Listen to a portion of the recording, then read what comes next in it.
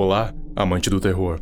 Eu já falei 2 vezes do encontro entre o SCP-682 e o 173, mas eu nunca detalhei realmente o que aconteceu. E agora que eu tenho espaço para isso, vamos falar dele detalhadamente. E mais, dizer o porquê o que aconteceu.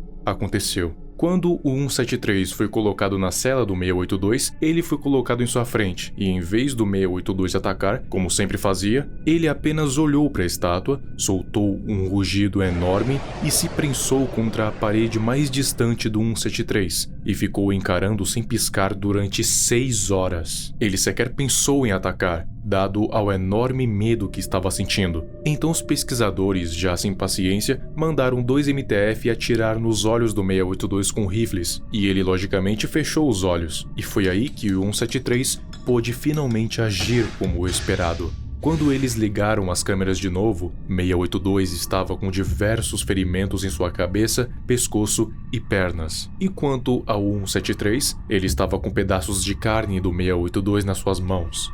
682 então se regenerou dos seus danos e rapidamente voltou a encarar o 173. Só que dessa vez ele se adaptou, criando vários pares de olhos que agora eram à prova de balas. E ele ficou mais 12 longas horas encarando sem piscar uma única vez, até que simplesmente desistiram do teste.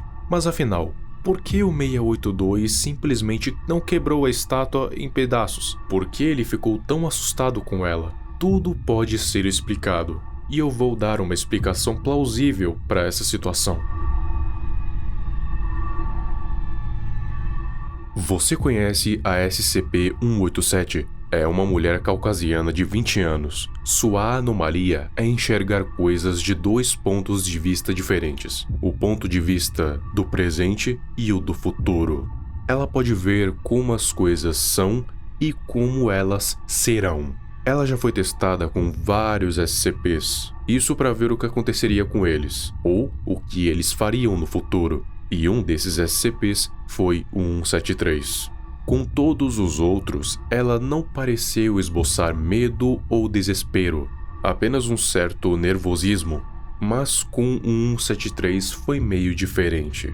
Ela olhou para a estátua e soltou o berro mais alto que ela podia dar, e gritou sem parar por 1 minuto e 30 segundos, até desmaiar, e depois de acordar, ficou em estado catatônico por 18 horas. E mesmo depois de retomar consciência, já não lembrava mais de nada, mas ela ainda ficou em choque por vários dias.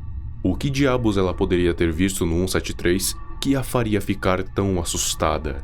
Isso permaneceu um mistério até a entrada revisada do SCP-173 ser realizada. E, na verdade, o que a deixou tão assustada não foi o que aconteceria com o 173, e sim o que ele faria com o mundo todo. Eu citei no vídeo anterior a entrada revisada do 173. Nela fala normalmente as características do 173. Porém, tem anexos extras ali embaixo, e eles dão a entender que é uma realidade alternativa, e você já vai ver o porquê.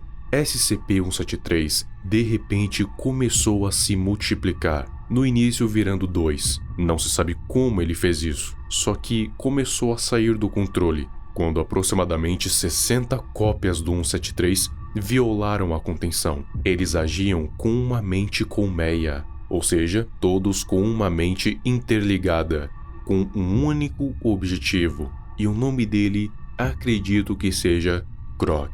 É claro que a Fundação não conseguiu impedir que eles escapassem para o mundo, e cada vez mais deles surgiam, ao ponto de que, em apenas 2 dias, na América do Norte, mais de 500.000 mortes aconteceram. Eles até tentaram evitar mais, só que um bando de clones de uma estátua com velocidade maior que uma piscada de olho não poderiam ser parados ou recapturados de forma alguma. Então, eles usaram a última opção, o armamento nuclear, explodindo várias bombas atômicas em grandes concentrações dos clones, não sobrando nenhum sobrevivente, tanto dos clones quanto de nenhuma outra vida ali em volta. Mas o mais interessante dessa história é que 150 clones foram capazes de neutralizar por completo o 682. Eles conseguiram destruir completamente o corpo dele. Agora, como eles conseguiram fazer isso sem que ele se regenerasse ou se adaptasse? O que eu acredito que possa ter acontecido foi o 173 ter conseguido atingir o limite da adaptação do 682, o que me leva a crer em uma nova possibilidade. O 682 só pode se adaptar a coisas que ele consegue perceber, a algo que ele esteja preparado, mesmo que por um momento. Todos os SCPs que foram colocados contra ele, ele já sabia que teria que se adaptar a alguma coisa, e por isso, ele conseguiu se adaptar a tudo. No caso do 173, os movimentos dele são rápidos demais para serem percebidos, e tudo indica que o 682 havia conseguido sair da contenção e foi pego de surpresa por 150 SCPs 173 de uma vez, e não deu tempo sequer de perceber o que estava acontecendo. Pensa, se um já conseguiu fazer aquele estrago no seu corpo, imagina 150 de uma vez, triturando o seu corpo até que não sobre nenhum pedaço para contar a história. Então, eu acredito que o 682 não tenha uma regeneração fixa, ele tem apenas a adaptação, e a regeneração faz parte da adaptação, então ele pode ter todos os níveis de regeneração e nenhum ao mesmo tempo. Então, se ele for pego de surpresa, ele pode ser morto. Porém, pegá-lo de surpresa beira o impossível, pois seus reflexos são incalculáveis. No entanto, eles perderam para a velocidade dos clones. Claro, é uma hipótese, porém, não deixa de ser uma possibilidade, assim como o limite da sua adaptação. Não sabemos quais são eles, mas aqui está um deles. SCP-682 pode ser morto por 150 clones do SCP-173, e talvez seja por isso que 682 tenha ficado tão assustado com ele, porque ele aparentemente sabe desse acontecido, e não se atreve nem a encostar nele. E tamanho é o medo que ele não apenas deixou seus olhos blindados, como também criou vários deles para não ter a mínima possibilidade de ele piscar outra vez. Porque, pelo que parece, seus reflexos e, consequentemente, sua adaptação não acompanham a velocidade do 173. E essa é a parte que o assusta. E, ao meu ver, ele não tentou quebrá-lo pelo medo de ele se reconstruir, ou pior ainda, surgir outro SCP-173 por causa daquela organização artística chamada Are We Goliath e desencadear esse evento. Então ele preferiu apenas ficar o encarando do que tentar a sorte.